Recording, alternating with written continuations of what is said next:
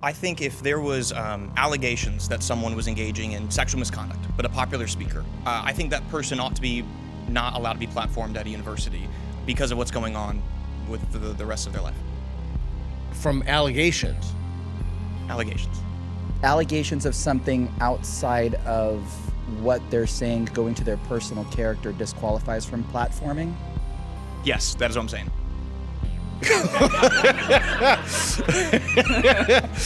Okay, so why did you move?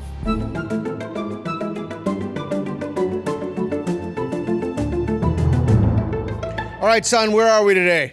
We are at Campbell University School of Law in Raleigh, North Carolina. Awesome, and we are going to do the claim, administrators should allow controversial speakers onto campus. 3, 2, 1, move. Awesome. All right, grab the board and the marker, write down the best reason you have for standing there. He wrote the best reason he has for his standing there. What is it? There is a benefit when there is diversity of opinion, and regardless of the controversy, we should be open to hearing that, and we benefit from it in the end. Is he correct? He's actually correct. Wow, what do you have? I wrote it as exposure to controversial topics enables self-reflection on those subjects. Wow, that was remarkable. All right, good job. Good work. What is his reason for standing there?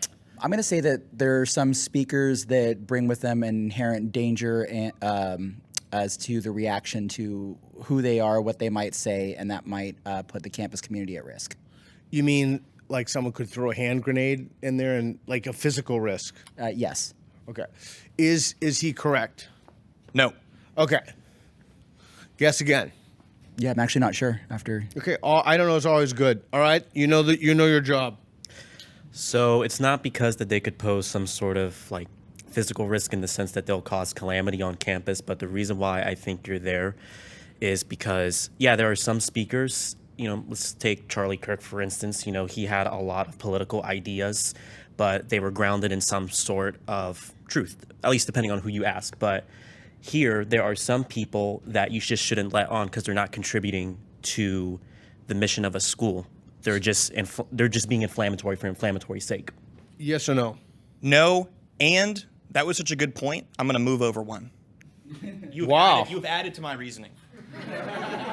Wow, congratulations. Really. So explain why you moved over one. So, William here brought up a point that I had not really considered, which is the purpose of a university, it being ultimately distracting from the students. Not that we can't have controversial people, but that there's a degree of controversy that's just going to take away from either what the institution stands for or for the learning that can be done.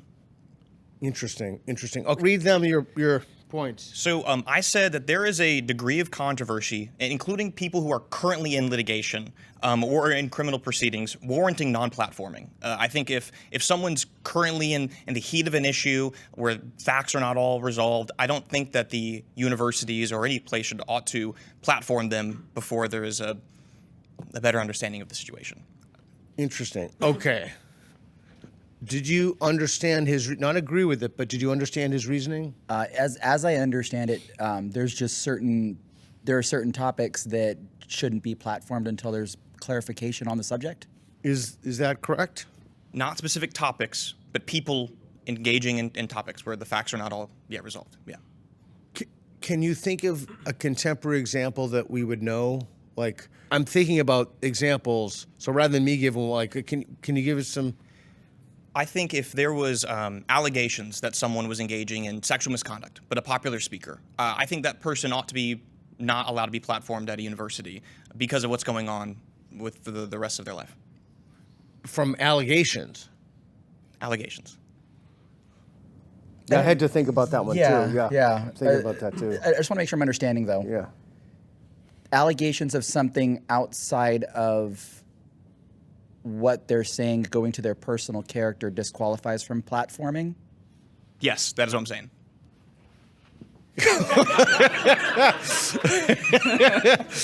Okay, so why did you move? We're living in a hyper-polarized world right now where there's a lot of things that are being weaponized against people, whether or not they could be true. I don't think that goes to the credibility of an argument. The best thing to do with a controversial speaker is to challenge them based on their ideas, not on the person. The second that we start going to the person is when we start moving so far away from the opportunity to have these discourses and even to challenge something.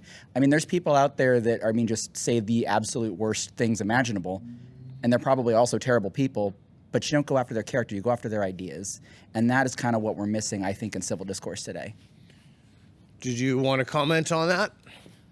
I think that there are enough people making good arguments that don't have questionable backgrounds that we can platform controversial topics. Again, I'm all for that, without platforming people that are necessarily controversial in their actions. I think we can do both. Did anything persuade you to move? Not really, honestly. I think both gentlemen make pretty decent arguments, but I guess mainly to address what you were saying, indulge in a hypothetical with me. Let's say there's a speaker coming to campus. Let's just assume he's the most brilliant legal mind ever coming to Campbell, and it's a treat to have him, like, a Judge Henry friendly type. But let's say this judge is an active white supremacist, and that they are actively trying to disenfranchise people that aren't white. Where do you draw the line? Because you're saying we should look at the merits of their argument, not the content of their character or beliefs. But if they're actively in public trying to subrogate people that don't look like them, and they have some influence and status to do that, is that enough? I don't think it is.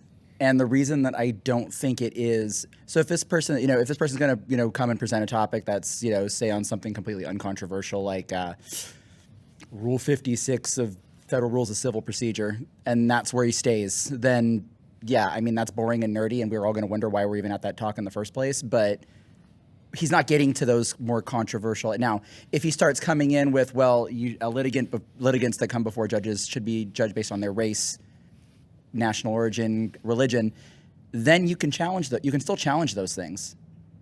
And that's the thing, is you have to be able to challenge even the worst ideas coming from the worst, from somebody who holds those types of beliefs. You persuaded to move? No, not exactly. Do you think that, I don't know, someone could have really, really strong arguments and visions, but they also have extremely heinous ideas? And, I'm talking about law because we're in a law school right now. So the law is inherently political. So I think there's a special flavor of, the type of rhetoric that these people are going to bring on campus. You talk about Rule 56, the summary judgment. Do you think that my hypothetical speaker wouldn't have some sort of opinions already about how that should be based off of his life experiences? Do you not think that would permeate into how he thinks even a little bit? Yeah, I don't think anybody does away with bias. We all have biases, even standing right here. Each of us have our views on this subject because we're probably being informed by some form of bias, whether or not it's just kind of undergirding the argument. I still just can't get behind the idea of character, especially when there might be false allegations, mischaracterizations, things being taken out of context that are being used to create a narrative behind a person rather than behind their idea. Yeah, I was just going to come to you. If we were to give an example, convicted rapist, allowed to speak at Campbell on Rule 56, or would you call it, hey, that's convicted, heinous crime, too far, murder? So, is there any level at which point their moral actions outside of the context of law would disqualify them? No, because what's legal is not what's moral. All right, everybody go to the neutral again. If someone has been convicted of rape and served their time, that person should be allowed to speak on campus. Move.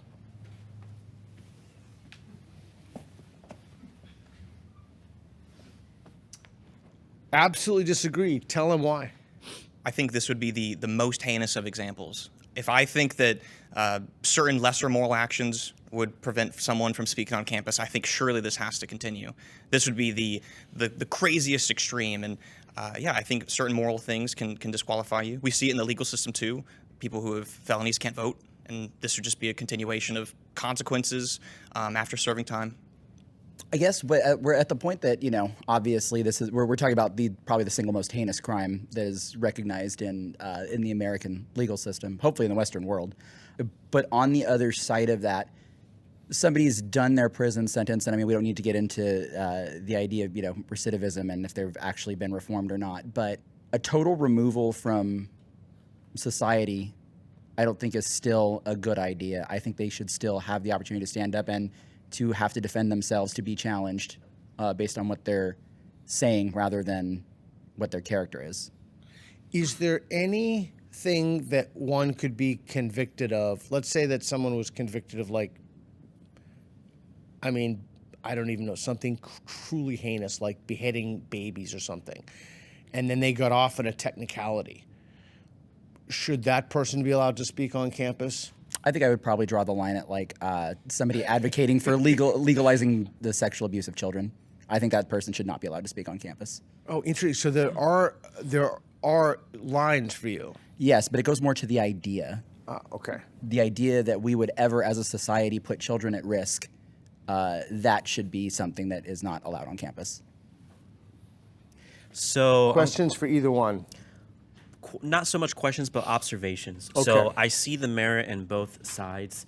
I think, yes, I believe in giving people second chances, but I also see that, someone that was convicted of rape, that's a pretty serious intentional crime that kind of strikes at the core of someone. I'd say it kind of depends on the crime and also the topic on what they're speaking of. Like, for example, if you were convicted of, robbery or larceny or something like that, and you served your time, I do believe in reform. I do believe people can change from certain things. Rape, because that's the one you use in your question, that's pretty heinous, to use his words. And So you draw the line at violence? like sexual violence is what you're saying? No, any violence, like assault and battery. Well, I think it's also context specific. Like if it's in the name of self-defense, or if, God forbid, it was some vigilante justice because they were going after like a sexual predator, then I think, yeah, there might be some leeway to give. But also, like, I'm not going to ask someone that was convicted of rape to go speak at our, domestic survivor sexual assault clinic we have over here. Like, that's not going to work. But it's a little tough. I personally would not feel comfortable with a convicted rapist speaking on matters of public issue at a law school. I know that's specific, but that's why we're here. And you wouldn't feel comfortable because why? I wouldn't feel comfortable, and maybe this is my own biases getting in the way which you're exposing, but it's something that I can't really divorce from the speaker. And like I said, I do think it's the type of crime that really gets to the core of a person. Like, I don't think people are naturally born to have this desire to, take someone's sexual autonomy. I think that's something you learn. That's something that is fostered through life experiences. It's like that. It's very depraved behavior is what I'm trying to say. And even if you serve your time, you can't take away the fact that that's been done. It's a high degree crime. That's why we have much more serious penalties for it. Yeah. So, in the past, tell me if my line of reasoning is in error. In the past, we've been wrong about some things morally. For example, we used to think, we actually embedded it in law, that miscegenation and marrying people of different race, and that was originally set up so that black men wouldn't marry white women. That was illegal in this country up until, fairly recently. You familiar with that at all? Yes, sir. Okay. Call me sir, I work for a living. Okay. So if somebody wanted to ban a speaker who was black because his wife was white, because it was illegal, talk me through that. No, I understand the question. Not to say that every illegal action dictates or requires that someone not be platformed on campus. I think this is ultimately a wisdom thing. I would never say that someone should be banned legally or excommunicated was the word that you used. I would never think that. I think there's a wisdom in the university itself limiting that. And if there was a charge for, I don't know the phrase you use, miscegenation, I would hope that the university would have the wisdom to say that that's not a reason that we should disqualify someone. So I'm just trying to think of the arguments that I've heard and move it anytime if my reasoning is incorrect. I'm just spitballing here, but up until very, very recently, there have been cases where people were shouted down or harassed if they said that anthropogenic global warming was not an existential crisis. And so that to me would seem that there are these moral currents that take hold. And I guess echoing, and if I've got this wrong, I'm just pulling the sentiment of what you said. Don't we have to be sure about the moral beliefs that somebody has are wrong when we disinvite them? Yes, I think that's a fine standard. It's a very high standard of truth. We'd have to agree on objective truth to it. For the purposes of this question, rape was the given crime. It was assumed that it happened. I don't think there's much questioning to go on with that. Okay. Any quick questions for either of them? And then I'm going to reset it to one more claim. No further questions. No further questions. Okay, good. Okay, I like that. Go back to the neutral. If someone is accused of rape and is currently on trial, that person should be allowed to speak on campus. Move.